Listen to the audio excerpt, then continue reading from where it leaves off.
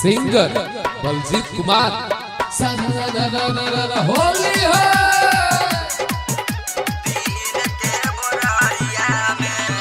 अच्छा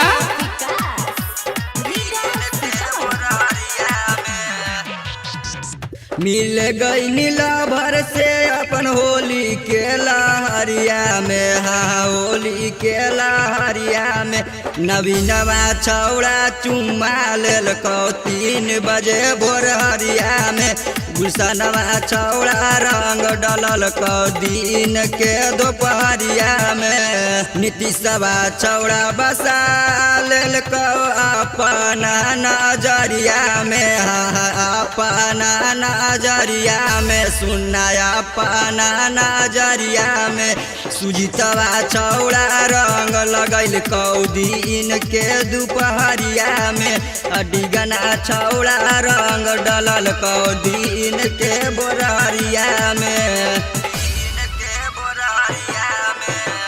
अच्छा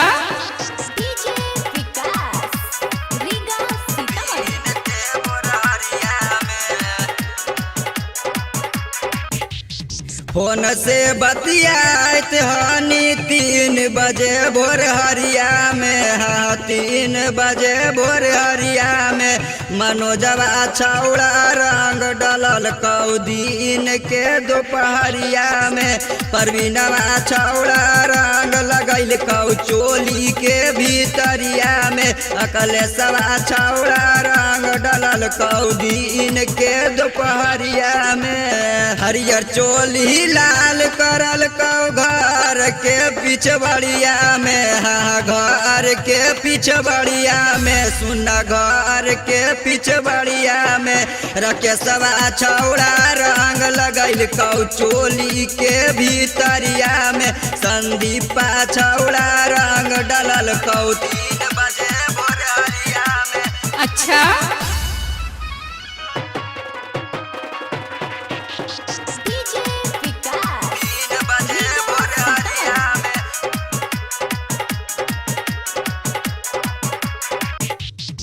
मोनी मोर कल देख लेल कौ तोरा के रहरिया में। हाँ तोरा के रहरिया में सुना तोरा के रहरिया में।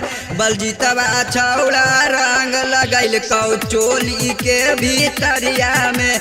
नवीनवा निराला रंग डलल कौ 3 बजे भोर हरिया में। 3 बजे भोर हरिया में। अच्छा मिल गई नीला भर से अपन होली के लहरिया में। हाँ होली के लहरिया में नवीनवा छौड़ा रंग डलल कौ 3 बजे भोर हरिया में।